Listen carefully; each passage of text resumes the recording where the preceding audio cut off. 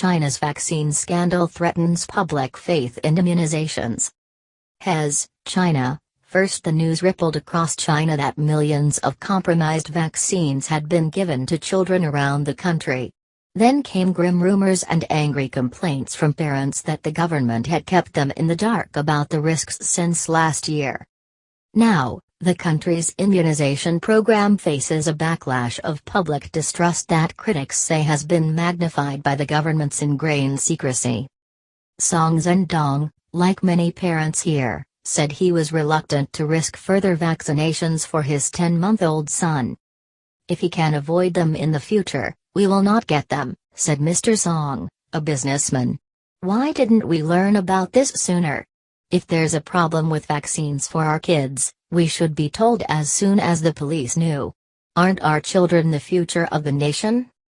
The faulty vaccines have become the latest lightning rod for widespread, often visceral distrust of China's medical system, and a rebuff to what many Chinese critics see as President Xi Jinping's bulldozing, top-down rule.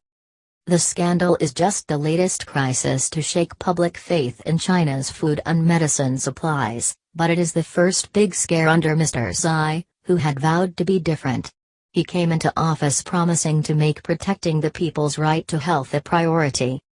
"If our party can't even handle food safety properly while governing China, and this keeps up, some will wonder whether we're up to the job," Mr. Xi said in 2013, the year he became president.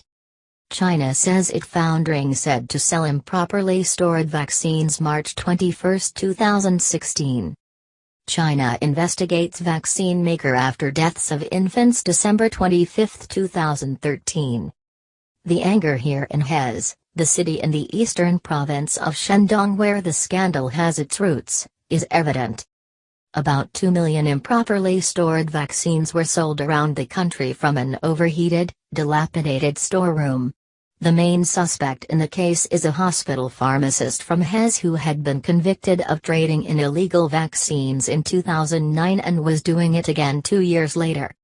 Many parents said they were especially alarmed that nearly a year had elapsed from the time the police uncovered the illicit trade and the time the public first learned about it in February. "Withholding information doesn't maintain public credibility," said Li Shuqing, a lawyer in Jinan, the capital of Shandong province, who is one of about 90 attorneys who have volunteered to represent possible victims in the case. "In the end, it makes people more distrustful." To many here, the combination of lax regulation and the secrecy surrounding a potential public health crisis seems like déjà vu. In the SARS crisis of 2003, 349 people died across mainland China and hundreds more died elsewhere after officials hid the extent of its spread.